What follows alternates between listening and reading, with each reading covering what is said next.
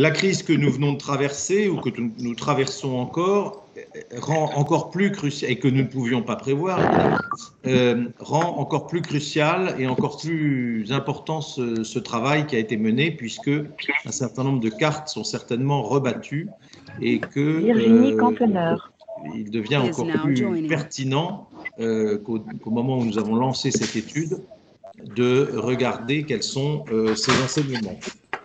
Donc, encore une fois, il faut prendre cette étude comme une aide à la décision, comme un outil très concret, très pragmatique, comme l'ensemble des actions qu'essaye de soutenir et de mener le comité de filière.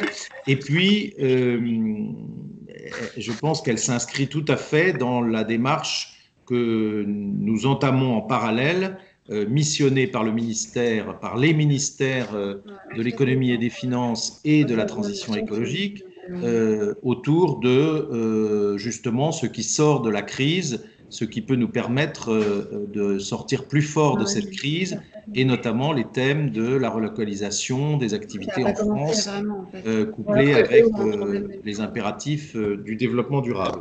Donc, encore une fois, cette étude vient à point nommé. Et je pense que sa pertinence en est encore augmentée, ce qui, évidemment, fait tout son intérêt.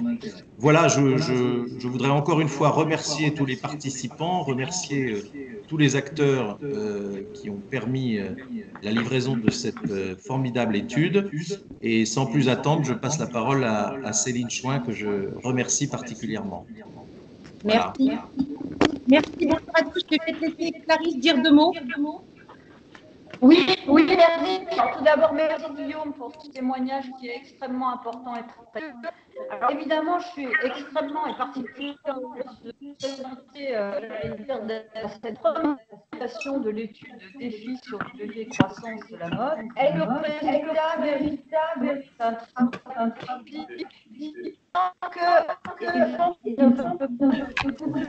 Excusez-nous, on n'entend rien. Excusez-nous, on entend très mal. Il faut vraiment que les participants coupent leur micro parce que sinon ça fait résonance et on n'entend pas celui qui parle. Donc, s'il vous plaît, coupez tous vos micros parce que c'est ça qui rend la chose compliquée sinon.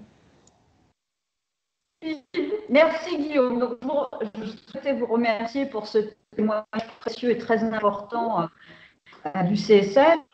Évidemment, je suis particulièrement heureuse de cette première présentation de l'étude du défi sur les leviers de croissance dans la mode.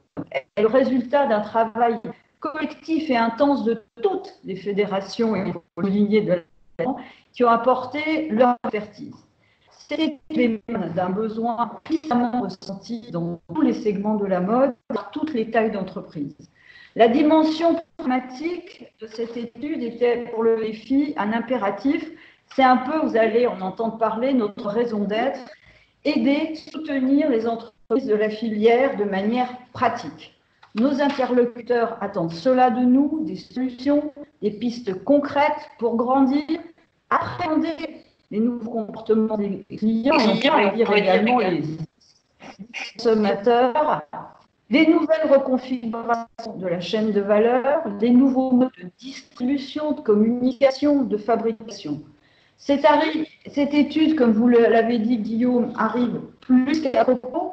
Nous l'avions sollicité il y a 6 mois pour préparer les entreprises aux grandes mutations que nous détections déjà dans le secteur. Et le Covid est arrivé, il a un accélérateur de ces transformations. Rien dans cette étude, d'ailleurs, pour nous, n'est une surprise véritable.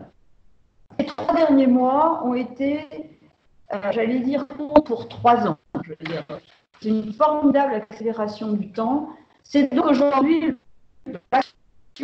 que les fédérations l'ont dit et répété pendant le confinement, que nous-mêmes l'avons répété dans nos ateliers en ligne. Donc, prenez le temps de lire cette étude, cette très riche étude qui est la plus importante jamais réalisée dans la mode, mais qui reste pragmatique.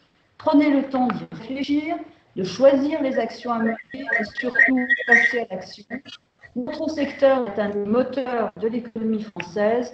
Continuons de l'être. Et maintenant, je vais passer la parole à Céline Chouin de Kéa, Xavier Romatel, l'IFM, que je remercie, ainsi que leurs équipes. Merci. Alors, ce que je vous propose, donc je rebondis sur la remarque de Guillaume de Seine, c'est de pouvoir, si vous le pouvez, mettre vos micros en mute. Nous avons un fil de discussion, donc n'hésitez pas à pouvoir poser vos questions sur le fil, et nous allons organiser la séquence pour que, d'une manière la plus synthétique possible, et l'exercice n'est pas simple, alors on s'est rodé hier avec Xavier, c'est de vous donner en 1 heure, je dirais, une capacité à pouvoir embrasser un certain nombre de sujets qui font partie de l'étude, et puis de pouvoir aussi avoir un petit peu de temps, si vous le pouvez, à l'issue de cette heure, pour pouvoir échanger, rebondir sur un certain nombre de points qu'on aura abordés. Je vous le dis tout de suite en introduction, il y a un certain nombre de webinaires qui vous seront communiqués par les fédérations, qui nous permettront de rentrer plus dans le détail des thématiques et plus dans le détail des caractéristiques des modèles. L'idée, c'était vraiment de pouvoir aujourd'hui vous donner envie de parcourir l'étude avec nous, envie aussi de la partager avec vos équipes et surtout de l'expérimenter. Mais je dirais que l'idée, c'est aussi après d'avoir l'occasion avec chacun d'entre vous et vos équipes de rentrer plus en profondeur. Je rebondis sur le point de Clarisse. C'est vrai que l'objectif de l'étude, c'était à travers notre partenariat avec l'IFM, hein, de combiner d'une certaine manière la puissance académique de l'IFM et puis ce que KEA Partners peut comprendre au quotidien dans notre travail, qui est celui d'accompagner les dirigeants dans leur transformation, et en particulier dans la filière mode, et de pouvoir vous livrer un certain nombre d'enseignements, et au-delà, je dirais, des enseignements, une compréhension fine des éléments de caractérisation des modèles gagnants. Et concrètement parlant, c'est une première partie de l'étude qui vous fournit, je dirais, 5 thématiques qui sont les composantes des modèles économiques à succès, et puis une seconde partie qui détaille et qui rentre véritablement dans le détail des caractérisations de ces modèles, que ce soit une caractérisation opérationnelle, mais également une caractérisation financière.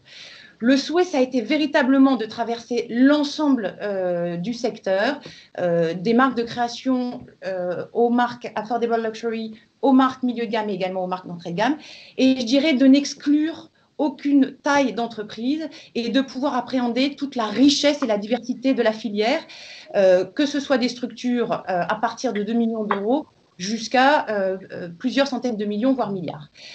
L'exercice n'était pas simple, le challenge des fédérations présents, et tant mieux pour nous, parce que je pense que ça nous a permis de vous présenter et de vous donner une vingtaine de modèles économiques qui sont à nos yeux source d'inspiration, et je dirais non pas simplement par mimétisme, mais aussi avec de la singularité, une grille de lecture pour l'ensemble des acteurs. Je pense que le principal objet, je pense, de ce matin, c'est aussi de vous délivrer un message extrêmement positif. Je laisserai Xavier vous donner, je dirais, la synthèse des enseignements dans un instant, mais je dirais qu'en amont de ces enseignements précis, le véritable enseignement, c'est de dire qu'il n'y a aucune fatalité. Les crises, la filière en a connu et en connaîtra encore, et aujourd'hui, on le voyait avant la crise, on le voit pendant la crise et aujourd'hui dans cette phase de post-crise. Les marques de mode se déploient, se redéploient, se transforment avec les contraintes financières et humaines que nous vivons tous au quotidien. Mais je dirais qu'aujourd'hui, il y a une vraie capacité de rebond et de transformation. Méthodologiquement, pour nous nourrir, pour nous aider à réfléchir, on s'est appuyé sur, je dirais, trois points d'entrée. Le premier et le principal, c'est évidemment les acteurs du secteur, puisqu'on a fait une quarantaine d'entretiens pour pouvoir traverser l'ensemble des secteurs, des positionnements des tailles, des entretiens qui ont été aussi faits avec des parties prenantes du private equity et du financement. Une analyse de données financières publiques pour avoir, je dirais, la granularité la plus fine possible et de pouvoir corréler ce qui est de l'ordre de la stratégie, des opérations, du management, mais aussi dans la déclinaison financière. Et puis, bien évidemment, des recherches ad hoc issues de la presse et puis de nos publications communes et distinctes de l'IFM et de KEA. Je vous propose en un clin d'œil, pour ceux qui pourront malheureusement pas pouvoir rester avec nous jusqu'au bout, de vous donner quelques enseignements synthétiques. Ce qu'on retient de l'étude, c'est au fond, que ce soit à travers les analyses, les entretiens, une extrême convergence, et ce, malgré la richesse ou l'hétérogénéité des marques, avec, au fond, ce qui ressort des entretiens, des prérequis pour tous qui sont perçus aujourd'hui par les dirigeants que nous avons interpellés comme des fondamentaux absolus. Ces fondamentaux, c'est la singularité de la proposition de valeur, avec pour beaucoup de marques l'opportunité de la crise pour, au-delà, je dirais, d'un plan de pérennité, se re-questionner sur la raison d'être des marques. Raison d'être des marques qui aujourd'hui doit dépasser le produit, avec cette idée d'avoir un contenu de marque qui va au-delà du produit, des thématiques qui regroupent les paramètres nouveaux, des caractéristiques transverses que sont l'hybridation, la rapidité, la flexibilisation et l'exécution, et également des facteurs de résilience. Peut-être que Xavier, je te laisse peut-être rentrer en profondeur sur les résultats des thématiques qui sont en fait le résultat des entretiens sur lesquels nous avions des éléments d'analyse quantitative. Pardon, mais j'ai l'impression qu'on ne voit plus votre présentation. Oui, on va la réactiver, oui, tout à fait. Ah d'accord, ok, merci. Bonjour, donc je m'appelle Xavier Ramaté, je suis directeur général de l'Institut français de la mode.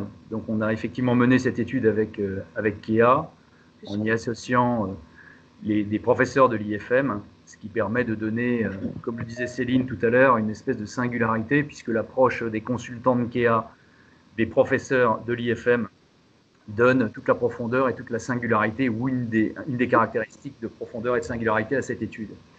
Alors, ce que nous avons essayé de faire en amont de cette étude, c'est d'explorer quels étaient les thèmes qui étaient les thèmes communs à l'ensemble de cette industrie. On parle de l'industrie de la mode, mais l'industrie de la mode, c'est une industrie qui comprend des acteurs multiples, qui ont des façons d'opérer extrêmement différentes et qui interviennent sur des marchés qui sont évidemment complètement différents entre le marché du luxe, le marché du retail, le marché de la seconde main pour des nouveaux acteurs, et on a essayé de regarder s'il y avait des thèmes ou des sujets stratégiques qui étaient communs et transverses à cette industrie.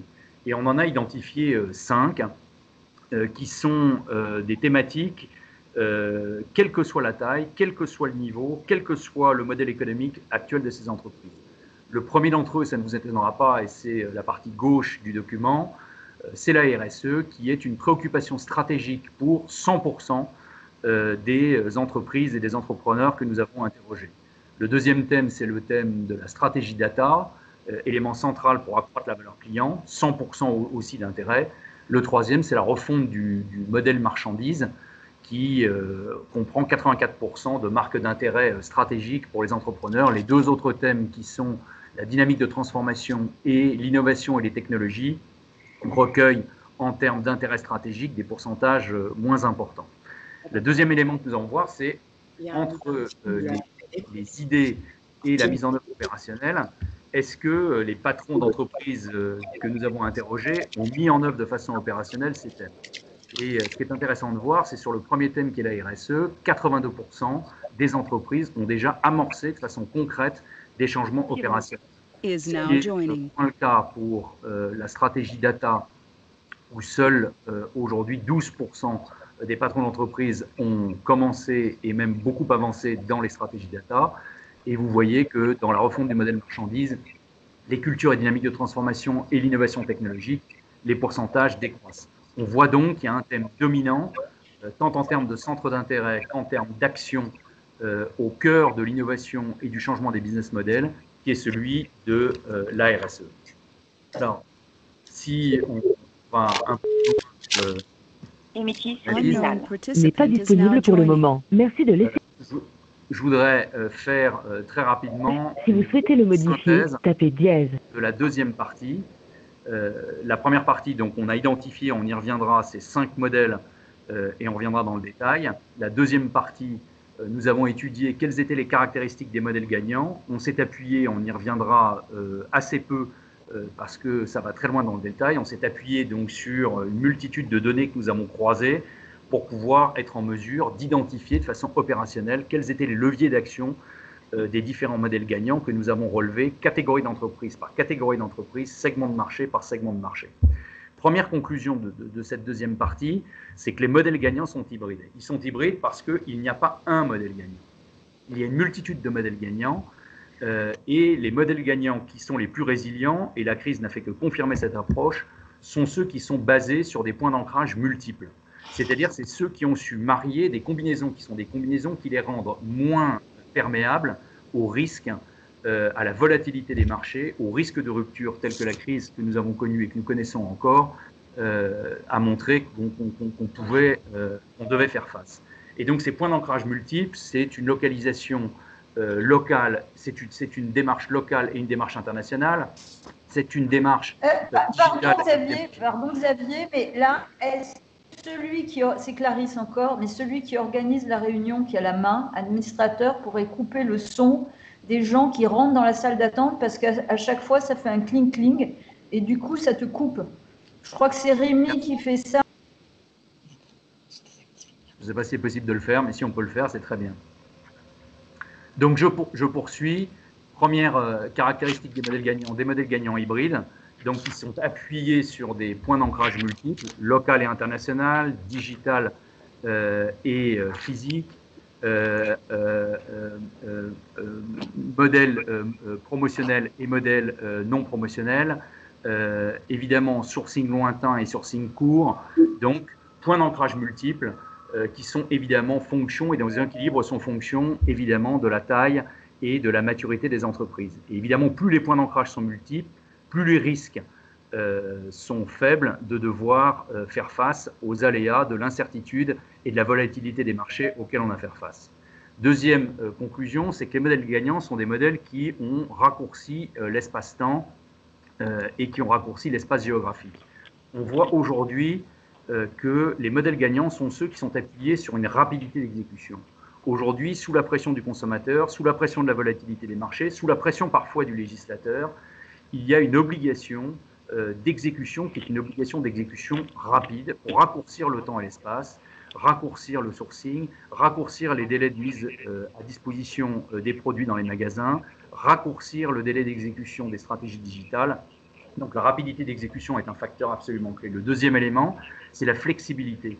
Évidemment, et la crise n'a fait que le renforcer, on y reviendra tout à l'heure, la gestion du cash, la gestion de la trésorerie nécessite évidemment une diminution des charges fixes et un contrôle des coûts. Ce contrôle des coûts passe par la flexibilité, et cette flexibilité n'est possible que s'il y a un contrôle poussé, tant en amont qu'en aval, sur l'intégralité des points de la chaîne de valeur de l'industrie.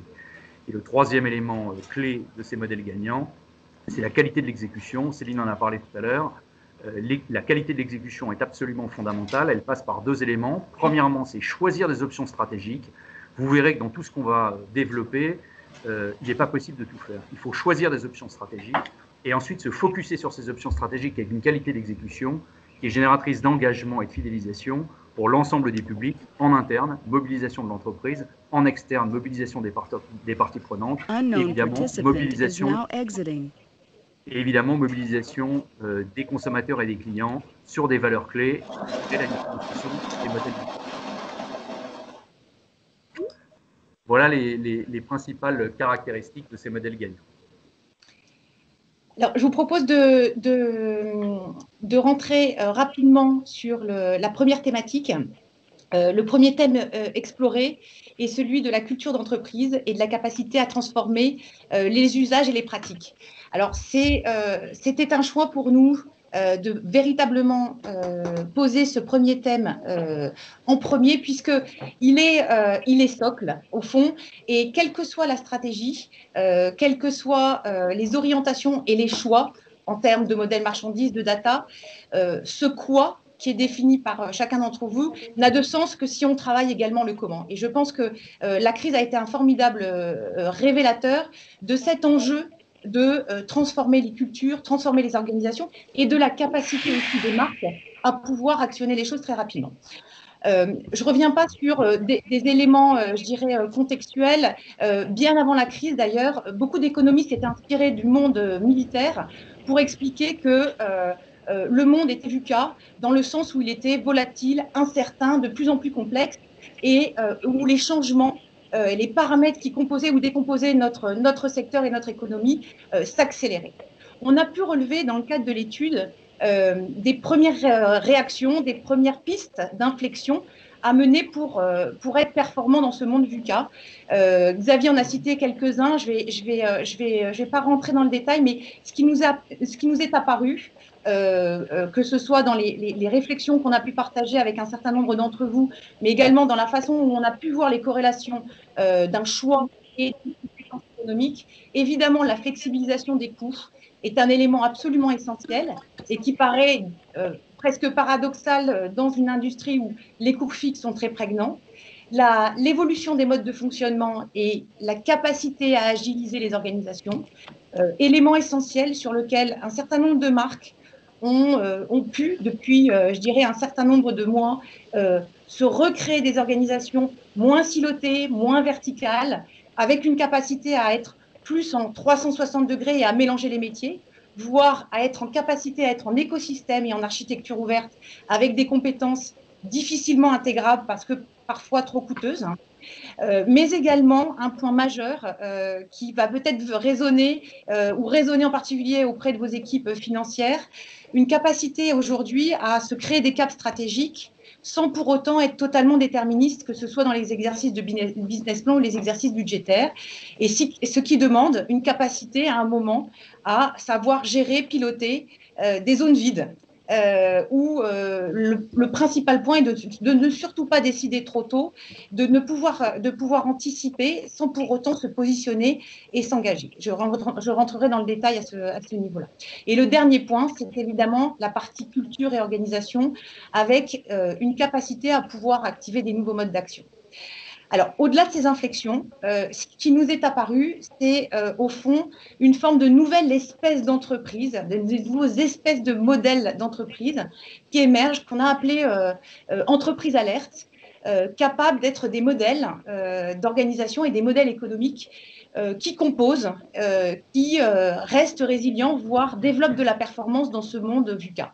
Alors, de manière très simplificatrice et à dessein, si on devait résumer cette logique d'entreprise alerte, cette espèce en voie d'apparition, c'est au fond des acteurs qui ont un axe vertical très fort et qu'on retrouve chez beaucoup d'acteurs aujourd'hui du secteur, cette capacité à pouvoir, en se basant sur des actifs immatériels, humains, organisationnels, relationnels, se créer un socle, vecteur d'authenticité, qui est aujourd'hui quelque chose qui est demandé par les consommateurs, demandé par les collaborateurs, pour définir un cap et, je dirais, apporter du sens, voire une raison d'être, jusqu'à une mission en tant que marque et en tant que marque de mode en particulier. Nous, on a été très, très marqués dans les entretiens, que ce soit d'ailleurs avant la crise ou pendant la crise, par cette capacité à se re-questionner sur la raison d'être des marques dans le secteur et à se dire qu'au fond, et d'ailleurs le degré de maturité sur la RSE le témoigne, que les marques devaient aujourd'hui, bien sûr, garder au cœur la dimension créative et la beauté et la qualité du produit, mais pouvoir aussi le dépasser et le transcender. Donc ça, c'est vraiment la dimension verticale qui est au fond le quoi, qui ne peut faire l'économie du comment. Et dans les réflexions aujourd'hui partagées avec certains des dirigeants, on a été très interpellés par, je dirais, l'énergie mise à combiner ce quoi et ce comment. Et au fond, de passer presque plus d'efforts et plus de temps à la réflexion, non pas sur le cap stratégique, mais sur la capacité à l'exécuter. Que ce soit dans une capacité à pouvoir détecter les signaux faibles, rester en alerte, exploiter ces signaux faibles dans les organisations, et on parle évidemment de choses beaucoup plus larges que des tendances de mode, mais plutôt des éléments de comportement de consommation, d'écosystèmes, d'outils, de solutions nouvelles capables de nourrir les modèles. Et puis, un point très très fort appuyé sur la notion d'agilité et cette volonté, au fond, en diversifiant les modes d'action, de redonner de la puissance aux équipes et à développer leur autonomie. Dans les modèles gagnants, quelle que soit leur taille, j'insiste vraiment parce qu'il n'y a vraiment aucune relation à la taille, les approches test and learn, la capacité de pouvoir jouer d'approche start-up, pouvoir accepter de se tromper, etc., est un vecteur véritable de performance. Et on a pu le relever sur un certain nombre d'actes. Cette logique-là, elle implique évidemment une réflexion sur la culture des marques, et cette capacité à se transformer, à être en alerte, ça signifie être capable de travailler une matière qui peut paraître intangible, et pour autant, elle est extrêmement exploitable et travaillable, puisque la culture, elle se travaille à travers les routines, les organisations, les modèles de gouvernance. Dans les exemples qu'on vous a livrés sur cette thématique-là, je vous laisserai les découvrir. On a voulu à chaque fois, sur chacun des sujets, vous apporter des illustrations à travers des témoignages et des pépites. On est marqué sur certaines marques gagnantes, par exemple, qui ont su garder, dès le démarrage et ce 10 ans, 20 ans après, l'esprit des fondateurs, l'esprit des fondatrices, et tout au long de leur développement, quel que soit leur palier de croissance, ont su faire ce travail soucieux de l'animation de la culture, et en particulier des valeurs d'entreprise fondamentales. On a pu aussi observer des marques qui ont su se redéployer, notamment par un travail très fort de réactivation culturelle. Alors, au-delà de... Donc, pour synthétiser, travailler la culture, travailler les modes d'organisation, travailler la capacité à devenir constant avec du sens et agile et alerte, ça sous-entend 4 leviers: l'incarnation du top management, la capacité à agir en local, pouvoir mener un certain nombre d'actions emblématiques, et on a pu relever, et on vous les livre dans l'étude, quelques exemples d'actions emblématiques, notamment pendant la crise, qui ont permis de donner du sens, faire infléchir les modes d'action, et puis cette dynamique d'engagement qu'on relève dans beaucoup d'entreprises comme un véritable besoin de pouvoir viraliser au sein des entreprises et de redonner du sens, y compris sur le terrain, jusqu'aux plus petites unités d'œuvre de l'entreprise. Le deuxième thème, qui est absolument pour moi un des thèmes clés dans cette réflexion sur les modèles économiques gagnants et la transformation des modèles économiques aujourd'hui en difficulté, c'est évidemment la mutation des chaînes de valeur. Je ne vous cache pas que, je pense que c'est un terme évidemment qui est technique. Si je reprends les chiffres présentés par Xavier, 40% seulement, je dirais, déclarent être bien avancés sur le sujet. Pourquoi je dis seulement? Parce que je dirais que ce point-là est un point sur lequel un certain nombre de dirigeants ont exprimé le fait qu'ils se sentaient en retard dans cette mutation, en retard parce que si le point d'entrée reste pour tous, bien évidemment, la puissance créative des marques, le travail sur la singularité, le travail sur la créativité de produits, il n'en reste pas moins que pour réussir à construire et à rendre pérenne un modèle économique, ce modèle marchandise est au cœur du sujet et donc au cœur d'une refondation aujourd'hui. Le point de constat pour l'ensemble des acteurs qui ont été interviewés sur les segments d'entrée de gamme, de mid-market et puis d'affordable luxury, c'est que les modèles tels qu'ils ont été conçus il y a 5 ans, il y a 10 ans, il y a 15 ans, ont aujourd'hui atteint leurs limites. Alors, je vous livre les limites que nous avons pu recenser, qui, une fois de plus, sont extrêmement convergents. Et une fois de plus, on est quand même sur des sujets qui sont un peu différenciés avec les marques de création, mais qui me semblent absolument fondamentales à partager. Donc, ce qui ressort, c'est évidemment la rigidité des structures de collection et des calendriers d'offres, avec ce sentiment d'avoir aujourd'hui des structures de collection trop complexes, trop lourdes, qui n'amènent pas la performance escomptée, avec une pression croissante sur les calendriers, que ce soit de la part des partenaires internationaux, physiques ou digitaux, mais également de la part, je dirais, de l'ensemble des métiers, des parties prenantes au sein d'une entreprise. Avec ce sentiment que la machine s'emballe. Alors, il y a une très belle citation que je reprends qui nous a été partagée dans les entretiens, c'est au fond, l'enjeu d'aujourd'hui, c'est de reprendre notre destin en main et de reprendre la maîtrise. Et je pense que sur cette question du calendrier, c'est un point essentiel sur lequel je reviendrai. Ce qui a été relevé aussi, c'est des pratiques achats contre-performantes, avec un vrai sujet sur la flexibilisation des achats et la capacité à pouvoir aujourd'hui dégager de la flexibilité. Le troisième point limitant relevé, c'est le fait d'avoir ce sentiment, au fond, d'acheter le chiffre d'affaires par la promotion, par la démarque, et au fond, mécaniquement, dès le démarrage, de se mettre à risque et de mécaniquement éroder les bidas. Et puis le dernier point, qui est évidemment un point majeur, c'est cette question sur la remise en cause des saisons. Alors, toutes les marques aujourd'hui jouent de printemps-été, d'automne-hiver, avec des précaux pour ceux qui les activent, des capsules des thématiques, mais au fond, avec une vraie remise en cause, appuyée sur un constat qui est que les intersaisons sont toujours extrêmement déceptives, voire contre-performantes. Alors, pour étayer ces limites évoquées, c'est vrai qu'on a passé un petit peu de temps à partager un certain nombre d'indicateurs. Alors, je pense que c'est des indicateurs que vous connaissez tous, qui sont au fond les clignotants devenus aujourd'hui orange ou rouge et qui doivent redevenir verts, puisque c'est au fond ces indicateurs-là qui sont, je dirais, les premiers éléments fondateurs de la performance économique. Si je les traverse très rapidement, on parle de taux d'engagement avant saison, avec cette idée de pouvoir flexibiliser, des lead time aujourd'hui pour certains très contraints pour des raisons je dirais, de pression sur la marge brute, avec cet enjeu de pouvoir jouer sur du multi-lead time pour pouvoir agir plus vite. Et puis un élément essentiel qui, en tout cas nous, on l'a relevé et est aujourd'hui malheureusement peu piloté, en tout cas qui n'est pas suffisamment piloté en termes de dynamique, qui sont l'indicateur lié à l'écoulement et en particulier des ventes moyennes hebdomadaires, ce qu'on appelle la VMH, qui aujourd'hui est un des indicateurs qui a le plus baissé ces dernières années, ce qu'on a pu constater nous avec des seuils qui sont devenus des seuils critiques, puisque on est très en deçà des hypothèses sur lesquelles se positionnent les équipes achats et qui, de toute façon, mécaniquement, génèrent du surstock, génèrent de la démarque et génèrent du résiduel. Donc, le corollaire de ces VMH, c'est bien sûr le taux d'écoulement avant solde et le taux de démarque.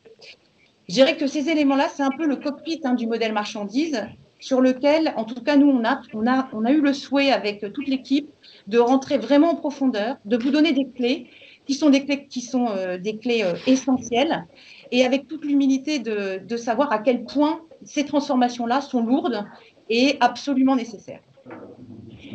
3 leviers pour aborder ce sujet, et on détaille dans l'étude, c'est la réinvention du calendrier de l'offre, reprendre son destin en main, pour reciter l'un des contributeurs de l'étude, gagner en flexibilité et en réactivité, et puis piloter la décote et, je dirais, redonner de la marge de manœuvre par rapport à aujourd'hui des soldes et promotions qui sont subis, voire qui deviennent le premier vecteur et le seul vecteur d'écoulement. Je vais essayer d'être rapide parce que je vois que le temps file. Sur le calendrier d'offres, s'il faut retenir, je pense, 3 points essentiels.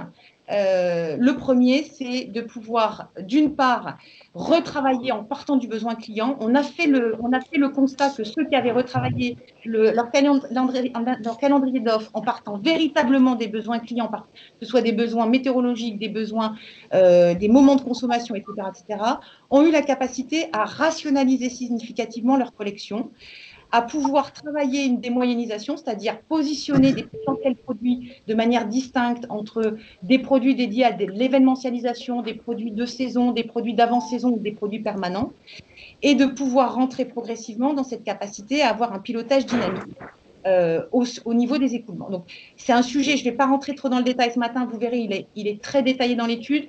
On aura une séquence webinaire qui est dédiée à ce sujet, mais je dirais que globalement, le principe majeur, c'est on repart du besoin du client, on se re-questionne sur la taille des collections, et une fois posée une première structure, on joue à plein de la démoyennisation pour pouvoir avoir une approche absolument différenciée du potentiel de produit, en articulant ça bien évidemment entre des logiques de vestiaire, de capsules, etc. Mais je dirais on est à ce moment-là dans le cœur de métier de vos équipes créatives et produits. Gérardin. Is now exiting. il y a des exemples qu'on a regardés, il y a des illustrations aujourd'hui qui viennent compléter cette réflexion, qui sont, je dirais, des façons aussi de réinventer le calendrier de l'offre, alors que vous connaissez certainement, le drop d'une part, alors avec prime suprême qui est évidemment au paroxysme, et puis Asphalt, qui a fondé son modèle exclusivement sur cette notion de précommande. Alors c'est un exemple très intéressant parce qu'on parlait de besoin conso. Je dirais qu'aujourd'hui, dans sa proposition de valeur, le consommateur exprime son besoin dès le démarrage et Asphalt attend, je dirais, cette logique de précommande pour pouvoir garantir une activation de l'achat en s'assurant un niveau de démarque, un niveau de résiduel extrêmement bas. Donc, calendrier d'offres, drop, on demand, c'est un ensemble, je dirais, de leviers qui, une fois de plus, on le répète, sont vraiment activables quel que soit le niveau de gamme et quel que soit le modèle actuel. Sur la flexibilité, je pense qu'on est aussi également sur un levier majeur avec cette idée de repartir dans une nouvelle façon de travailler avec des fournisseurs, dans des logiques partenariales qui permettent des réservations de matière, qui permettent des réservations de capacité et de pouvoir, en tout cas, activer le double sourcing. On a pu constater que, je dirais, les marques qui jouaient de ce partenariat, jouaient de ce double sourcing, avaient véritablement eu beaucoup plus de moyens de piloter activement leurs engagements, pouvoir flexibiliser les engagements. Cette flexibilisation des engagements, je pense que c'est un point extrêmement important et qui permet véritablement de gagner de la marge nette en assumant de perdre un petit peu de marge brute et évidemment qui implique pour les équipes une nouvelle péréquation de marge avec cet enjeu dès le démarrage. Comme on pilote un objectif de VMH, on pilote un objectif de marge nette. Et c'est en ça que les transformations sur ce sujet sont importantes, c'est que ça demande pour les équipes créa, produit, achat, supply et commercial, une nouvelle façon de construire une offre et une nouvelle façon de piloter des hypothèses économiques. Le dernier point concerne la démarque et pour le coup, dans le cadre des analyses, c'est un sujet qui concerne tout le monde. On a vu à quel point les marques de création étaient exposées à ce sujet, sujet critique pour elles puisqu'il y a une véritable question d'articulation avec les acheteurs internationaux.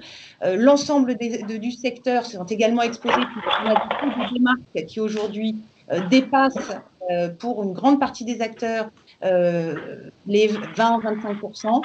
Et donc, le sujet des marques repose sur un sujet, sur une capacité à démoyenniser l'allocation des taux promotionnels et d'objectiver les écoulements pour travailler l'optimisation entre écoulement, marge et cash. Alors, pour ce travail, c'est vrai qu'aujourd'hui, la bonne nouvelle, c'est que l'approche data est une approche absolument puissante qui permet de gagner jusqu'à 5 à 10% de marge, 5 à 10% de points de marge, pardon, et qui nécessite, avec les métiers de type contrôle de gestion achat et les équipes achats, un travail, je dirais, tout à fait accessible pour rentrer finement dans le détail et démoyenniser. On est très loin je dirais, d'usine à gaz, de machine learning, etc., etc. Ça demande un travail un peu plus fin, une fois de plus de démoyennisation, mais qui aujourd'hui porte absolument ses fruits. Je vous propose qu'on passe au troisième thème. Alors, thème sur la flexibilité, thème sur l'approche par la valeur client, qui nous a semblé aussi très importante, puisque aujourd'hui, ce sujet va bien au-delà des questions de l'orientation client. On a été marqué par l'enjeu de la valeur client, souligné notamment par les fonds d'investissement, qui aujourd'hui considèrent que dans l'évaluation des marques de mode, au-delà de l'évaluation de la marque, au-delà de l'évaluation de son modèle économique et de son profil financier, l'évaluation de la valeur client devient un incontournable quand les marques sont regardées, quand les marques sont analysées. Alors, l'approche par la valeur client, elle vise à démontrer en fait la capacité d'une marque à recruter, fidéliser, maximiser la contribution économique et évidemment rentabiliser les dépenses marketing. Aujourd'hui, en termes de maturité sur ce sujet, on voit que c'est un des sujets sur lequel il y a le plus gros écart entre, d'une part, je dirais, des dirigeants qui considèrent que c'est un sujet clé, et en même temps, le fait que seulement 12% d'entre eux estiment mettre en œuvre suffisamment de moyens dans ce domaine. Alors, une fois de plus, bonne nouvelle, je pense que notre souhait, ça a été de vous nourrir d'exemples, de vous donner quelques premières clés et surtout de vous démontrer que ce sujet-là n'est pas l'apanage des blockbusters internationaux et qu'il y a une vraie capacité à pouvoir avoir une stratégie de petits pas sur ce sujet avec des premières étapes qui sont véritablement accessibles à tous et en particulier à vos équipes marketing, data, client. Sur cette partie valeur client, elle implique évidemment ce travail d'exploitation de la data, mais elle implique aussi, je dirais, un premier point d'entrée qui est au fond, comment j'ai envie d'aborder ce sujet et quel est, je dirais, mon objectif premier. Alors, en un clin d'œil, on vous a donné quelques leviers liés à la data et quelques éléments qui sont aujourd'hui exploités. Fédérer une communication autour de la marque. Je pense que beaucoup d'entre vous ont déjà activé ce levier-là, via notamment les réseaux sociaux. Il y a certaines marques qui ont fait de cet axe-là un véritable axe d'amplification de leur marque. On vous a cité quelques exemples dans l'étude, vous le verrez, qui ont appuyé, qui se sont adossés à cette logique pour pouvoir créer une véritable communauté génératrice d'adhésion, génératrice de recrutement, voire même en capacité d'être presque un service client pour certaines. De comprendre les attentes clients, comprendre dans la finesse, mettre les clients en situation d'être, je dirais, un élément de nourriture des équipes créatives.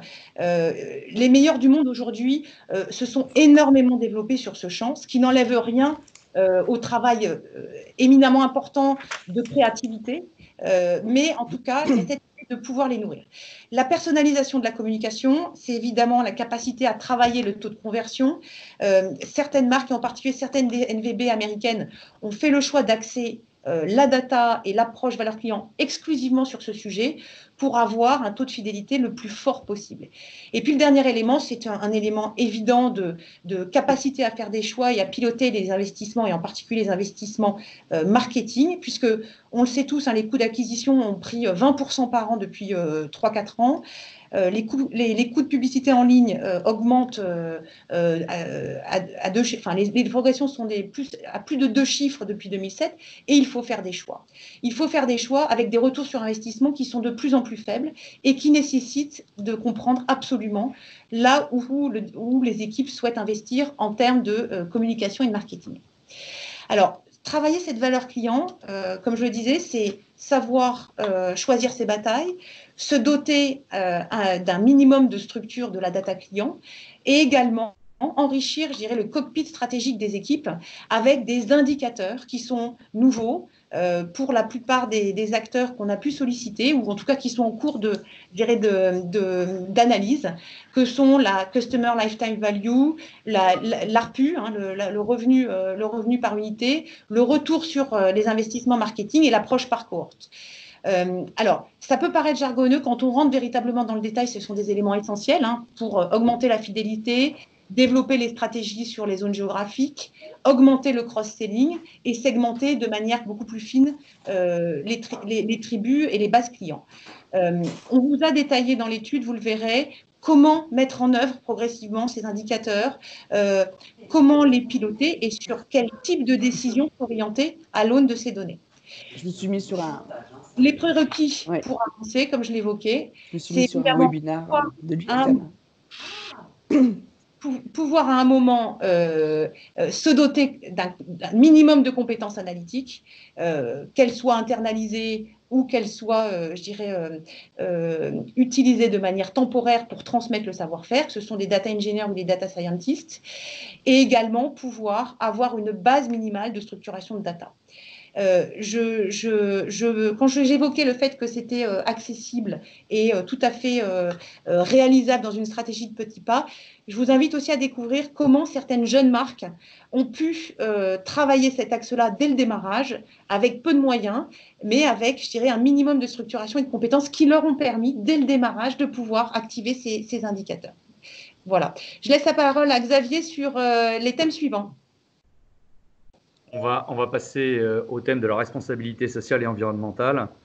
Je vous l'avais dit en introduction de cette présentation que 100% des dirigeants interrogés dans le cadre de cette étude considèrent que la RSE est un élément stratégique clé, non seulement de leur business model, mais de la pérennité de leur entreprise. Alors je crois que ce qui a changé, c'est qu'on n'est plus au stade des intentions maintenant, mais la RSE est considérée par les entreprises comme à la fois une source d'innovation qui génère de la valeur, et ensuite par un élément de la contrainte créative au cœur du business model. Et cette évolution, elle est liée à un triple mouvement. Le premier, c'est celui des marques. De plus en plus de marques aujourd'hui intègrent la RSE comme un élément structurant de leur business model. Même, on voit une multitude de marques, de jeunes marques se créer autour d'un business model qui est strictement identifié comme respectant et augmentant la responsabilité sociale et environnementale des entreprises. Et aujourd'hui, au sein des marques, la question n'est plus de se mettre à la RSE, c'est de déterminer ses propres normes. Et il y a une compétition au sein des marques pour créer une valeur unique et une valeur distinctive qui leur permet d'émerger sur ces valeurs RSE et faire en sorte que le consommateur les préfère à une autre. Le deuxième mouvement, c'est effectivement celui des consommateurs. Toutes les études montrent qu'aujourd'hui, les consommateurs considèrent que la RSE est un élément au cœur, non seulement de leur processus d'achat, c'est ce que montre le graphe de droite, et que de plus en plus, les études montrent que la plupart d'entre eux maintenant sont prêts à payer plus cher pour acheter des produits de marque qui sont exemplaires dans ce domaine, mais c'est également un élément qui est un élément au cœur de leur réachat, de leur engagement, de leur loyauté, et c'est ce que montre le graphe de droite avec les traits assurés, où là aussi, les études montrent que la RSE est un facteur non seulement de conquête, mais de fidélisation de clients. Et puis le troisième mouvement, c'est évidemment le cadre législatif, poussé par les ONG, les résultats des élections d'hier vont encore accroître la pression dans ce sens, le cadre législatif qui devient de plus en plus contraignant. Et je n'ai qu'à citer la loi du 10 février 2020 sur l'économie circulaire et qui pousse à mettre en place un certain nombre d'obligations, notamment sur le recyclage ou la destruction de produits. Et cette transformation, elle a été aujourd'hui accentuée par la crise du Covid. Et ce qui nous a frappé, c'est qu'en interrogeant les entreprises et en regardant tout ce qui a été produit au cours de cette crise n'a fait qu'accentuer un certain nombre de peurs. Elle a rendu plus vive le fait qu'on s'est aperçu que, il y avait des effets bénéfiques à l'environnement de ne pas produire, de moins consommer, de moins transporter. Et donc, la crise a mis en lumière qu'il y avait un manque de sécurité dans les approvisionnements, qu'il y avait un éloignement du sourcing et que tout ça renforçait cette urgence climatique à prendre des mesures. Et donc, ce mouvement en faveur de la RSE est un élément qui va s'accélérer et sur lequel les entreprises n'ont d'autre choix que de le mettre au cœur de leurs priorités stratégiques. Alors, on est passé d'une logique qui était une logique, on va dire, d'affirmation, d'intention, à une logique d'intégration, puisque la RSE est aujourd'hui au cœur de la création ou de la mutation de nouveaux modèles économiques. Et très rapidement, trois éléments. Le premier élément, c'est qu'on détaille dans l'étude un certain nombre d'entreprises qui ont revisité leur modèle pour faire en sorte qu'une partie de la chaîne de l'éco-conception sur laquelle on viendra tout à l'heure puisse être un élément distinctif caractérisé de leur modèle économique. C'est ce qu'a fait par exemple Kiabi et d'autres enseignes comme CEA et qui ont intégré un élément de l'éco-conception comme étant partie intégrante de la mutation de leur modèle économique. Deuxième élément, c'est les Sustainable Native Brands qui se sont créés et qui se sont développés autour d'un modèle bâti sur la RSE et qui en font un modèle appuyé sur une offre de production locale, une singularité dans leur processus de commercialisation de produits et un engagement fort de leur communauté. Et c'est ça qui assure en partie leur succès. Et puis le troisième élément, c'est que, évidemment, la RSE crée des nouvelles opportunités et notamment de nouveaux comportements qui répondent aujourd'hui à la pression du consommateur et à une nouvelle logique en faveur de nouvelles tendances, comme peuvent l'être la seconde main, l'abonnement ou la location, qui, même si aujourd'hui restent encore des phénomènes qui ne sont pas la priorité stratégique des entreprises, sont en train de se développer, et notamment aux États-Unis. Alors, si on rentre dans le détail, et je vais parcourir ça de façon assez rapide, on s'aperçoit que on a mis en exergue un certain nombre d'engagements et de leviers RSE activables. Bien entendu, les entreprises doivent faire des choix. Céline l'a dit, on ne peut pas tout faire et on doit faire des choix. Et on s'aperçoit qu'en matière de RSE, les choix qui peuvent être faits à tous les instants de la chaîne de valeur. On peut faire des choix en matière de conception de produits, en utilisant par exemple des produits ou des techniques et des textiles recyclables. On peut faire des choix en matière de production, en choisissant par exemple des circuits de production qui sont des circuits de production courts ou en ayant une maîtrise parfaite des différents rangs d'intervenants sur la chaîne de production. On peut faire des choix en matière de transport et de logistique en mettant en place des objectifs de production carbone qui sont limités. On peut faire des choix évidemment en matière de commercialisation, et c'est ce qu'ont fait un certain nombre d'entreprises en essayant de maîtriser le rythme de la mode, comme Céline en a parlé tout à l'heure, en essayant de mettre en place un impact et des engagements extrêmement forts en matière de consommation énergétique de leur siège. C'est le cas par exemple d'Everland, et vous verrez dans l'étude une multitude d'exemples dans ce domaine. On peut faire des choix en matière d'utilisation, c'est-à-dire que les produits qu'on met sur le marché peuvent faire l'objet d'un lavage responsable, peuvent faire l'objet d'une durée de vie étendue, d'un système de réparation mis en place. Et puis, on peut évidemment faire des choix en matière de fin de vie des produits par une politique active sur les déchets de préconsommation, notamment la réutilisation des chutes de tissus, sur la collecte des invendus, et puis évidemment, nouvel cycle de produits, notamment par la seconde main. Donc, on voit bien qu'on est passé du stade de l'intention au stade de leviers, qui sont des leviers d'activation extrêmement forts. Et dans l'étude, vous verrez une multitude d'exemples d'entreprises qui ont activé un ou plusieurs de ces leviers de façon extrêmement bénéfique. Et évidemment, le choix de ces leviers dépend de la maturité, dépend des ambitions d'avenir pour chacun des modèles. Et vous verrez que nous avons mis en place une grille d'analyse de maturité et d'ambition qui permet pour chaque typologie d'entreprise, en fonction de son segment de marché, en fonction de sa taille, de choisir le levier sur lequel elle peut agir sur la chaîne de l'éco-conception. Cette chaîne de l'éco-conception a évidemment un coût, et ce coût est évidemment dû à un élément principal, c'est le choix du sourcing. Et on s'aperçoit qu'évidemment, le choix du sourcing, lorsqu'on fait et qu'on choisit par exemple du coton additionnel, du coton certifié, ça a un coût qui peut être de 10 à 20% supérieur au coton traditionnel. Lorsqu'on choisit du polyester recyclé, ça peut avoir un coût supérieur au polyester traditionnel. Évidemment, cette politique de RSE a un coût, coût matière, coût dans le contrôle. Mais là, on s'aperçoit de deux choses. Premièrement, il faut focuser son attention sur une partie des leviers d'action dont on a parlé tout à l'heure, de façon à ne pas investir tous azimuts. Et la deuxième chose, c'est qu'on s'aperçoit que de plus en plus, les consommateurs, et c'est ce que je montrais tout à l'heure, sont prêts à payer plus cher pour des produits qui respectent des normes RSE extrêmement exigeantes.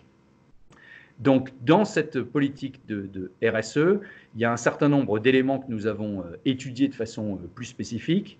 Le premier d'entre eux, c'est le Made in, où on s'aperçoit que le Made in est un thème qui aujourd'hui est un thème important, qui a un double avantage. Un, c'est la préservation du savoir-faire et par rapport à cette grande problématique aujourd'hui, la relocalisation d'un certain nombre de savoir-faire de façon plus proche des lieux de consommation. Et le deuxième avantage est évidemment un avantage environnemental. Mais on s'aperçoit que ce Made in, même s'il est plébiscité par les consommateurs, il pose un certain nombre de défis. Le premier défi, c'est que ce n'est pas toujours facile de construire et d'entretenir un réseau local de fabrication, et que, quoi qu'on en dise, la France n'a pas forcément aujourd'hui gardé les industries et le réseau local de fabrication, surtout sur le textile, même si c'est moins vrai sur la maroquinerie. Ça nécessite, et c'est le deuxième défi, de repenser son modèle économique, puisque qui dit Made in dit augmentation des coûts de fabrication, donc modification de l'analyse de la structure et des objectifs de marge produit. Ça nécessite évidemment d'engager le choix du consommateur. Il faut que le Made in soit au cœur de la promesse délivrée auprès du consommateur. Et puis, ça pose une question de scalabilité, puisqu'on peut faire du Made in français, mais si on a une vision internationale, ça pose plus de problèmes. C'est la raison pour laquelle la majorité des dirigeants que nous avons interrogés pensent que le Made in n'est pas une notion française, mais une notion internationale. Il y a un certain nombre d'exemples, de pépites, comme 1083 et beaucoup d'autres, qui démontrent, comme le disait Céline, que les choses sont possibles à partir du moment où on en fait un levier stratégique. Le deuxième élément sur lequel on s'est penché, c'est le phénomène de la seconde main, où la seconde main, là aussi, est à la fois un élément de levier de croissance additionnel pour conquérir des nouveaux clients, mais c'est évidemment donner une nouvelle vie au produit, et donc ça participe du développement de cette politique RSE. Et c'est d'autant plus important quand on voit les chiffres. Aujourd'hui, le marché de la seconde main, selon les études de l'IFM, c'est à peu près 1 milliard d'euros de chiffre d'affaires en France, 23 ou 24 milliards d'euros de chiffre d'affaires au niveau mondial, avec des taux de croissance qui sont de l'ordre de 20 à 25% par an. Et une majorité de consommateurs sont des consommateurs de la nouvelle génération. Et donc, les avantages de la seconde main, c'est évidemment la capacité à conquérir et à fidéliser des nouveaux clients. C'est évidemment de se positionner sur des valeurs responsables, puisqu'au travers de la seconde main, on donne accès à une nouvelle vie aux produits. Et c'est évidemment la possibilité pour les acteurs d'éviter que ce nouveau cycle de vie des produits leur échappe et qu'ils fassent l'objet d'un marché qui soit un marché capté par des opérateurs extérieurs. Et c'est la raison pour laquelle on voit de plus en plus d'entreprises, et on le détaille dans l'étude, soit qui intègrent en propre cette activité de deuxième main au cœur de leur propre business model, soit qui prennent des accords avec des plateformes existantes et qui y apportent une couche, ou en tous les cas une caution d'authenticité, soit qui intègrent en marque blanche aujourd'hui des systèmes et des plateformes technologiques qui opèrent.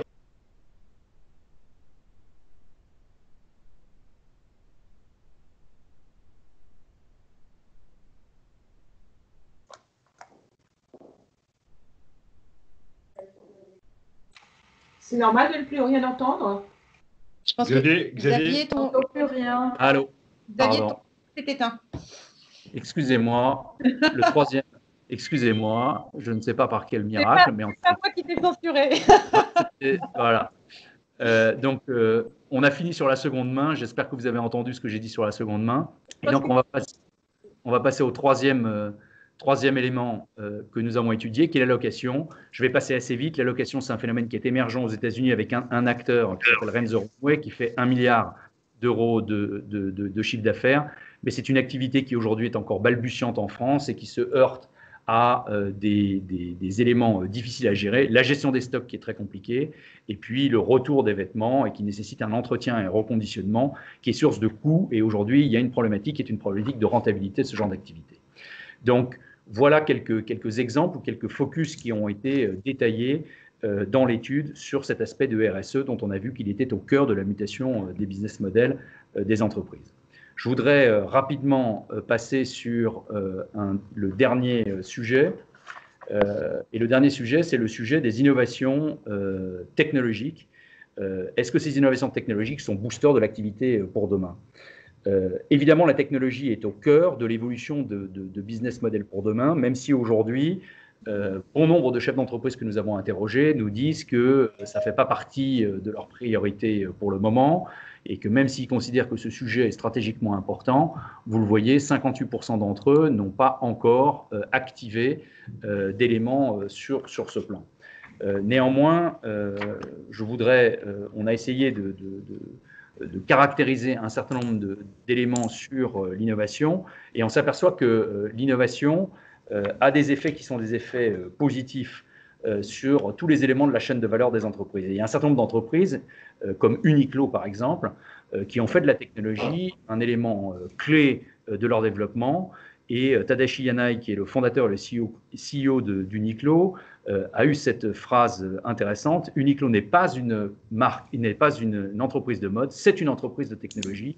Et on voit d'ailleurs, Céline le disait tout à l'heure, que par rapport à des phénomènes de valorisation, la technologie est au cœur des process de valorisation, puisqu'elle peut avoir des effets extrêmement bénéfiques tout au long de la chaîne de valeur des entreprises, et c'est le slide d'après qui va vous être montré. L'impact de l'innovation, il peut être tangible à deux niveaux. D'abord, évidemment, l'innovation et la mise en place de briques technologiques dans les entreprises a une efficience opérationnelle. Elle permet évidemment d'améliorer les performances, et elle permet, et notamment dans les process, et on a vu que dans le sourcing, dans les chaînes d'approvisionnement, l'utilisation de blockchain maintenant, l'utilisation de technologies de cette nature permet la traçabilité des process, permet de gagner en productivité et donc permet de compenser la stratégie de marge brute qui a été affectée par la crise telle que ça vous a été démontré tout à l'heure. Et puis le deuxième aspect, c'est que la technologie et l'innovation, elle peut renforcer la proposition de valeur des entreprises, puisqu'aujourd'hui, choisir des produits qui sont des produits, par exemple, issus de la technologie, avec des textiles innovants, peut permettre de raconter des histoires et de fédérer des consommateurs autour de ces histoires. Ça permet, par une meilleure connaissance des clients, de passer d'une stratégie produit à une stratégie de service additionnel. Et puis évidemment, et je ne reviendrai pas là-dessus, Céline en a parlé, la technologie est au cœur évidemment de la stratégie de ciblage des entreprises dans l'objectif de rentabiliser les coûts marketing qui deviennent de plus en plus élevés. Donc, on voit qu'aujourd'hui, de plus en plus d'acteurs, et on vous le montre par un certain nombre d'exemples, l'exemple de Tomorrow qui a racheté Coperny, l'exemple de Daiku, l'exemple de New Guards qui a racheté un certain nombre de marques. On voit aujourd'hui des associations qui sont des associations de marques qui sont conçues pour mettre en place une mutualisation des investissements qui sont nécessaires dans la technologie. Et là encore, dans l'exemple de Tomorrow, c'est un modèle de design factory qui permet, par exemple, à Tomorrow d'offrir aux marques qui sont dans son écurie un accès à des showrooms digitaux et donc qui diminue les coûts d'accès pour chacun des acteurs. Donc on voit, et on l'a développé dans l'étude, et je n'y reviens pas parce qu'on n'a pas le temps, qu'une multitude d'exemples d'acteurs font que l'intégration de la technologie est créatrice de valeur dans tous les éléments du business model des entreprises. Donc voilà sur les 5 leviers transversaux que nous vous avons présentés avec Céline de façon rapide. Excusez-nous du pas de charge, mais on est contraint par le timing. Et très rapidement, je voudrais vous parler de la deuxième partie de l'étude, où cette deuxième partie de l'étude, comme on l'a dit dans l'introduction, l'objectif c'était de caractériser des modèles gagnants. Et pour caractériser des modèles gagnants, nous avons essayé d'identifier quels étaient les leviers d'activation. D'abord, segment de marché par segment de marché, et on a identifié 4 segments de marché: les marques de création, le segment premium et luxe abordable, le segment du milieu de gamme et le segment d'entrée de gamme.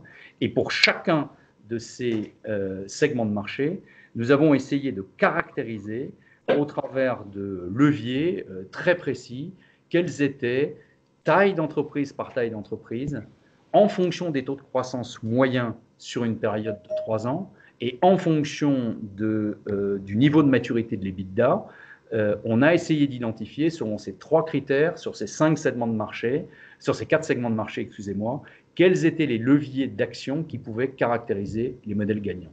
Et donc, on n'a évidemment pas le temps de rentrer dans les détails. Ça fera l'objet de la présentation de webinaires spécifiques, comme Céline vous l'a dit tout à l'heure, dont les dates vont apparaître très rapidement sur vos écrans. Mais en tous les cas, on a voulu que cette partie soit une partie extrêmement opérationnelle et qui permette à chacun d'entre vous, en fonction du segment de marché sur lequel vous êtes, en fonction des caractéristiques de votre business model, en termes de croissance, en termes de taille, chiffre d'affaires et en termes d'EBIT, de regarder quel est spécifiquement le ou les leviers sur lesquels vous pouvez agir, et on a identifié des modèles avec des benchmarks qui permettent de vous comparer par rapport aux best practices sur chacun de ces segments. C'est tout le travail d'investigation qui a été mené sur cette seconde partie et qui sera détaillé au travers des différents webinaires spécifiques que nous vous proposerons à partir donc du 9 juillet, le 16 juillet, le 22 juillet, le 9 septembre et le 11 septembre.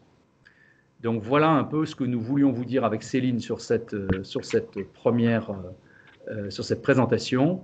Et en termes de conclusion, mais je laisserai le mot de la fin à Céline, ce qu'on voulait vous dire, c'est que l'intérêt de cette étude, et comme il a été dit en introduction à la fois par Clarisse et par Guillaume de Seine, c'est une étude qui est un bien commun et pour l'ensemble de la profession et qui permet à la fois de voir quels sont les éléments transversaux qui traversent et qui ont été accentués par la crise.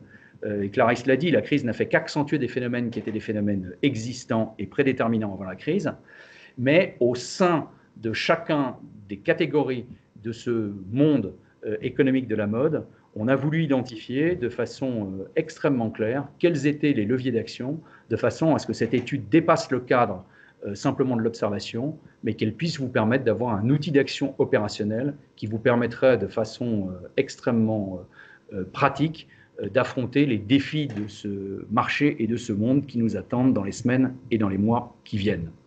Céline, je te laisse le mot de la fin. C'est vraiment le mot, pour vous laisser aussi le temps de pouvoir éventuellement poser vos questions. Effectivement, je pense que je dirais que l'idée générale qu'on a souhaité partager avec vous, c'est une idée positive, en disant qu'au fond, l'enseignement de cette étude, comme on l'évoquait au départ, c'était de dire il y a des convergences très fortes. Et il y a aussi cette capacité à dessiner des futurs possibles et des axes de progrès extrêmement singuliers, puisque les paramètres sont nombreux. Et ce qu'on a souhaité faire, c'est absolument de rejeter une vision très univoque. Et vous le verrez, je reprends ce point, dans la façon d'appréhender les modèles et dans la façon de les caractériser, que ce soit sur du mix de chiffre d'affaires ou du mix de coûts d'exploitation. On voit bien que les paramètres sont multiples et chacun a cette capacité à pouvoir jouer, même si au fond, on a aussi des éléments normatifs, mais je dirais dans le choix des orientations et surtout dans la capacité de les actionner, on a un champ des possibles qui est très fort. Et je dirais que pour terminer là-dessus, quand on se dit, au fond, cette étude, on a fait le choix et c'était un peu notre façon de la mener au quotidien. Et d'ailleurs, encore merci aux défis et aux fédérations de nous avoir donné cette chance de pouvoir travailler sur ces sujets.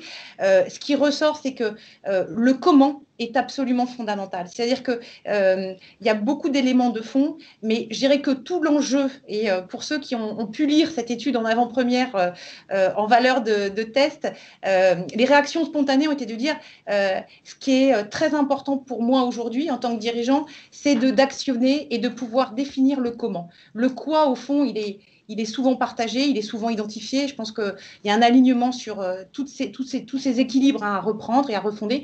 L'enjeu majeur, c'est le comment. Un comment qui doit aller vite, un comment qui doit fédérer les équipes et les faire progresser, et un comment qui est capable de se remettre en question quasiment tous les jours. Voilà. Merci infiniment pour votre écoute. On vous souhaite extrêmement nombreux aux prochaines séquences. N'hésitez pas aussi à y convier vos équipes. Les dates de séminaire donc, seront de toute façon communiquées sur les sites de chacune des fédérations. L'étude est également disponible sur les sites. Donc, voilà, merci pour votre attention. Peut-être que si vous avez des questions, on peut passer le quart d'heure qui vient à pouvoir y répondre. Donc, si vous le souhaitez, on peut réactiver nos micros collectivement. Je crois qu'on est assez nombreux. Je crois qu'on est plus de 200 personnes. Donc, si vous le souhaitez, on peut prendre ce temps d'échange collectif. Oui, merci Xavier et Céline, c'est Clarisse. Moi, j'insiste beaucoup pour que les participants fassent aussi les webinaires que vous indiquiez, qui sont plus centrés pour, j'allais dire, ingurgiter et incorporer, j'allais dire, intégrer la richesse de l'étude. C'est vraiment, je pense, très, très, très, très, très, très utile de participer aux webinaires qui vont suivre. Je vois dans les remarques, effectivement, donc je me permets donc de redire. Donc, l'étude sera téléchargeable sur le site de vos fédérations d'ici à la fin de la matinée. Les dates des autres webinaires seront évidemment communiquées. Dans les remarques, effectivement, on est sur un webinaire volontairement très synthétique aujourd'hui.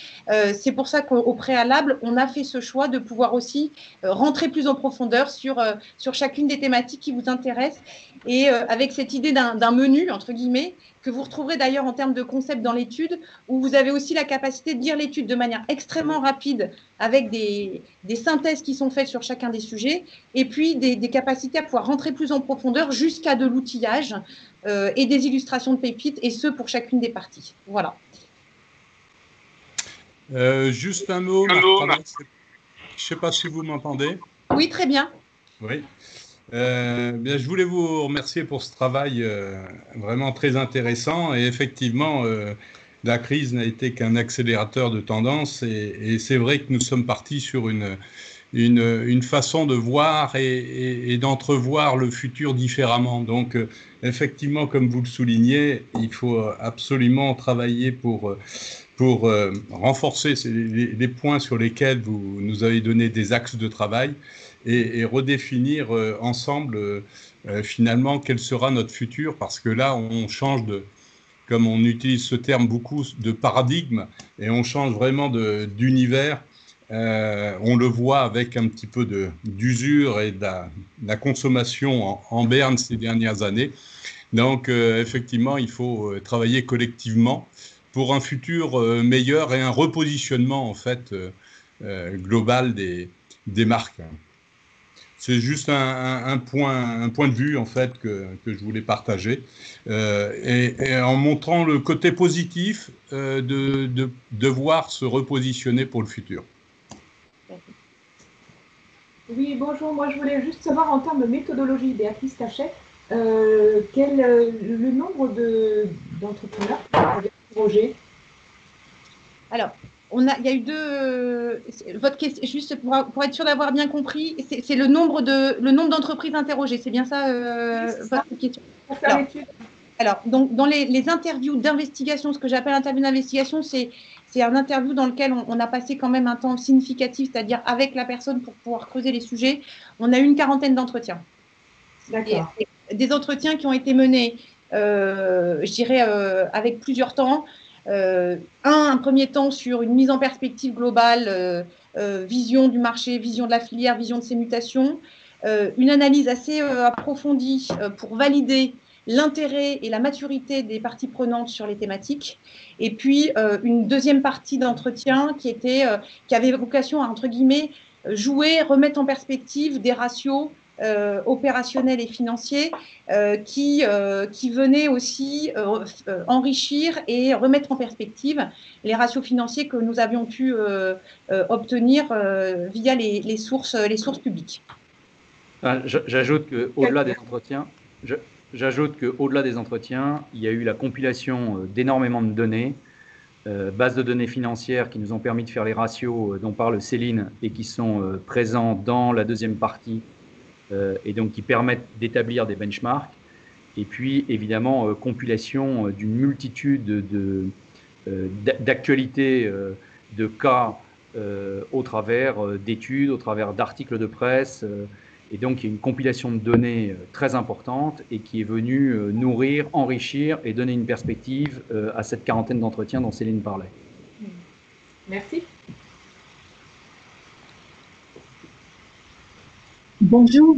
Quel type d'entreprise avez-vous interrogé, s'il vous plaît? Est-ce que c'était des grosses entreprises, des petites, un mix des deux, des marques, des détaillants?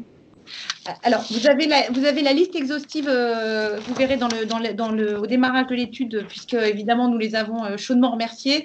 On a volontairement fait le choix d'avoir, je dirais, l'ensemble des marques et des maisons et des enseignes capables d'être représentatives. Donc, je vous donne quelques exemples.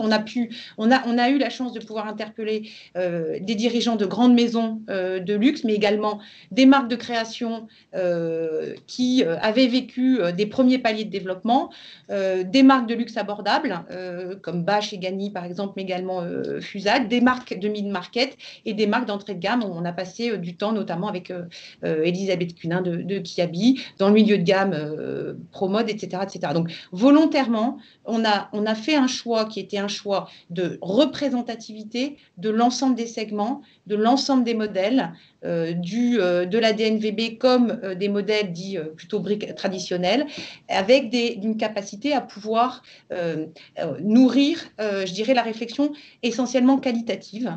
Je rebondis sur ce qu'évoquait Xavier. C'est vrai que le travail sur les ratios, c'est un travail qui est au départ fondamentalement posé sur des profils financiers types, sur lequel le travail notamment de recherche documentaire nous a permis de remettre en perspective des ratios comme, je vous donne quelques exemples très concrets, comme ça va vous parler tout de suite. Quand on regarde des évolutions de top line, enfin de chiffre d'affaires, pardon, on a pu avoir des moyennes de croissance parce qu'on a repris des éléments, je dirais, publics et exprimés de croissance de chiffre d'affaires. Pareil sur les mix de chiffre d'affaires entre du online, du offline ou du bull sell. Sur les coûts marketing, c'est pareil, on a pu travailler des moyennisations et puis des dynamiques sur la base d'études qui étaient faites spécifiquement sur tel et tel coût. Donc voilà, c'est un travail d'agrégation, presque de métabolisation d'un ensemble de paramètres financiers opérationnels qui nous ont permis de caractériser ces modèles-là. Donc j'insiste bien, il y a bien une première approche qui est une quarantaine d'entreprises, je dirais, sollicitées pour un regard, une mise en perspective et un travail analytique, je dirais, mais avec à chaque fois des éléments de source distincts. Je réponds à votre question, c'est bon? Oui, je crois que c'est bon. Oui, merci beaucoup. Alors, je vois que effectivement, dans les questions qui sont posées sur les fils par rapport au modèle, il y avait une remarque, mais les armoires sont pleines. Est-ce que tout cela va suffire à faire revenir le consommateur en magasin? Effectivement, c'est une des questions centrales. Et quand on travaille notamment les hypothèses, et vous le verrez dans les modèles, un des premiers éléments de réflexion, c'est, en tout cas pour les activités qui sont adossées à une activité physique forte et une activité physique, c'est les hypothèses de croissance à périmètre comparable, en se disant au fond, est-ce qu'on est capable aujourd'hui de projeter des croissances à périmètre comparables, et en particulier ce fameux like for like, de manière très volontariste. La réalité, c'est qu'aujourd'hui, c'est vrai qu'il y a plutôt des approches où on est conservateur sur ce sujet, avec une phrase qu'on entend et qu'on exprime nous-mêmes assez souvent, qui est le moins mais mieux, au fond, et de se dire aujourd'hui, et c'est pour ça que le thème de la valeur client est absolument clé, c'est de se dire, au fond, aujourd'hui, on a quand même besoin de mieux cibler nos consommateurs, mieux cibler nos achats, mieux cibler nos structures de collection et variabiliser, parce que si on veut dégager de la valeur et si on veut dégager de la marge en masse, les composantes de cette marge, elles sont quand même moins adossées à des logiques de volume. Ça, c'est sûr.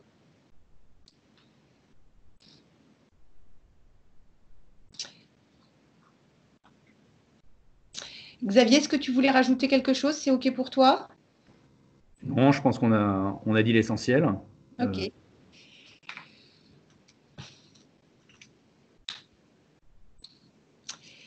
Alors, Isabelle qui rebondit aussi, et fabriquer des produits de qualité qui durent longtemps, c'est pas propice à la croissance? Oui, bien sûr. Je pense que ça, c'est un axe, effectivement, qu'on a peu abordé ce matin, mais qui fait évidemment partie des réflexions. La question de la qualité, la question de la durabilité, c'est un des sujets notamment qui est éclairé dans le chapitre innovation et technologie, avec un travail aussi d'illustration qui a été réalisé sur les biotechnologies, que je vous invite à lire, puisque c'est un domaine qui, honnêtement, qui s'ouvre à la filière mode. La biotechnologie est déjà très avancée dans certains domaines industriels. Sur notre filière, je pense qu'on n'en est encore qu'au début, mais ce sont des débuts extrêmement prometteurs, avec une capacité justement à développer de nouvelles matières qui assurent notamment des fonctionnalités par rapport au corps, mais également avec des nouvelles approches de durabilité. Tout à fait.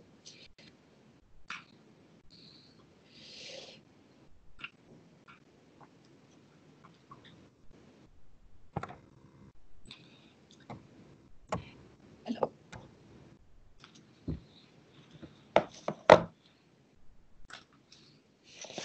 Sur les, alors, je vois qu'il y a une question sur l'opposition entre mode et RSE. Alors là, moi, c'est une conviction absolument profonde. Je pense que aujourd'hui, d'ores et déjà, et encore plus demain, c'est en aucun cas deux oppositions philosophiques. Hein. Vous verrez dans l'étude, on a mis en avant aujourd'hui ce que vous aviez appelé des Sustainable Native Brands, quel que soit d'ailleurs le segment de gamme, et y compris dans le segment des marques de création, où certains créateurs extrêmement talentueux ont créé et ont, je dirais, développé leur créativité en prenant comme fondement la RSE et la capacité à réutiliser des tissus, voire à développer des tissus absolument sustainable. Donc, pour moi, c'est en aucun cas une opposition. On est bien presque même sur un nouveau terrain de jeu créatif. Hein. Donc, je reviens sur le point sur les nouveaux matériaux, que ce soit sur du recyclage ou des nouveaux matériaux, je dirais sustainable. Je pense que pour les créatifs, c'est une nouvelle voie aussi d'inspiration extrêmement intéressante. Donc, bien au contraire, je pense qu'il faut absolument sortir du t-shirt basique. Et on l'a vu dans l'étude, mais il y a des progrès considérables qui ont été faits au cours des dernières années, non seulement des progrès en matière de prise de conscience, ça c'est une évidence, mais comme le souligne l'étude, la RSE aujourd'hui n'est pas une alternative, c'est une impérieuse nécessité. Et quelle que soit la taille des entreprises, quel que soit le segment, quel que soit le marché sur lequel elles opèrent, les entreprises de mode ont non seulement conscience, mais déjà activé une multitude d'actions dans ce domaine. Et ces actions sont souvent, il ne faut pas se leurrer, sont des actions extrêmement complexes, puisqu'elles atteignent tous les éléments clés de la chaîne de valeur de l'industrie, que certaines sont spectaculaires, d'autres le sont moins. Mais il y a à la fois effectivement tous ces Sustainable Native Brands, mais il y a aussi les modèles classiques qui sont en train de se transformer et qui sont en train d'agir de façon extrêmement efficace. Donc il n'y a aucune obligation, il y a aucune opposition, il y a une obligation. Et là-dessus, je pense que tous les acteurs du monde de la mode en ont pris parfaitement conscience et agissent de façon effective dans ce domaine. Et pour rebondir, je pense que ce point-là, il est fondamental, notamment par rapport à des enjeux aussi managériaux internes. Il ne faut pas se tromper. Hein, nous, on a pu observer aussi cette montée, cette puissance croissante de cette prise de conscience, notamment pour des équipes internes qui veulent être aussi fiers de l'industrie dans laquelle ils travaillent. Tout à l'heure, on a évoqué, dans le cadre de la responsabilité, la question de la péréquation et dans quelle mesure ce sourcing responsable, cette fabrication implique une dégradation de la marge. On a des cas qu'on a illustrés où finalement certains décident de répercuter sur le prix final, d'autres font le choix de l'autofinancement et le fait de pouvoir compenser parce que véritablement, ils ont trouvé des leviers complémentaires pour pouvoir minimiser l'impact. On parlait de polyester recyclé tout à l'heure, on voit bien que d'ores et déjà, le différentiel de prix en termes d'achat de matières premières devient de plus en plus faible. Et puis le dernier point, on parlait de cet enjeu comme un enjeu absolument prioritaire. Ce qui a été également beaucoup évoqué dans le cadre de l'analyse qu'on a pu faire, c'est cette volonté aussi au sein des marques de pouvoir progressivement travailler en logique d'écosystème, en se disant au fond, sur ces sujets qui sont des sujets de plus en plus techniques, hein, quand on parle d'éco-conception, je dirais qu'à la limite, on a beaucoup de marques qui ont avancé sur le sujet de manière autonome, mais quand on commence à évoquer des sujets de type upcycling et toute cette capacité à retravailler la gestion des résiduels, je pense qu'aujourd'hui, il y a tout un chantier passionnant d'ailleurs qui va nécessiter un travail, je dirais, de compétition, si je peux m'exprimer ainsi, où tout l'enjeu, ça va être de travailler et de mutualiser les efforts. Parce que sur le plan économique et technologique, je pense qu'il y a des sauts qui attendent des acteurs qui sont absolument fascinants. J'ajoute juste sur ce sujet quelque chose qui m'a marqué. Il y a un grand hebdomadaire féminin qui fait un article là-dessus, qui a fait un article là-dessus il y a quelques jours. Nos étudiants à l'Institut français de la mode, qui vont tous travailler dans la mode, choisiront les entreprises dans lesquelles ils vont travailler en fonction de leur engagement dans ce domaine. Et donc l'attractivité à la fois pour les consommateurs et l'attractivité à la fois pour demain les futurs collaborateurs des entreprises se fera aussi sur la capacité des entreprises à faire de la RSE des engagements extrêmement clairs. Et donc, pour attirer les meilleurs talents, qu'ils soient managériaux ou créatifs demain, les entreprises devront avoir initié des démarches qui sont des démarches opérationnelles actives et ne pas se contenter de postures ou de mots. Et aujourd'hui, dans l'école que je dirige et qui forme les futurs collaborateurs de l'ensemble des acteurs de la profession, c'est un leitmotiv absolument essentiel et une composante essentielle de ce qu'on appelle la marque employeur et de la réputation. Et je peux vous dire que j'entends beaucoup de choses sur les marques qui disent et qui ne font pas, ou d'autres marques qui font et qui disent moins. Mais aujourd'hui, le décodage de la part des jeunes, qu'ils soient encore une fois consommateurs ou qu'ils soient futurs collaborateurs, est un élément absolument clé. Donc, il n'y a pas d'opposition.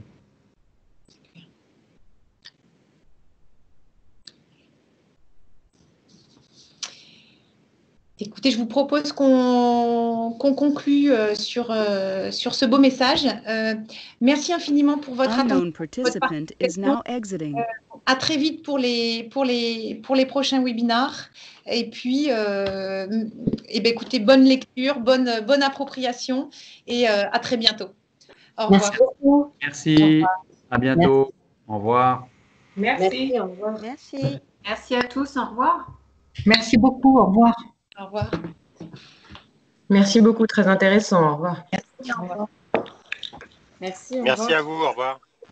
Au revoir. Au revoir. Merci beaucoup. Au revoir. Merci beaucoup. Au revoir. Au revoir.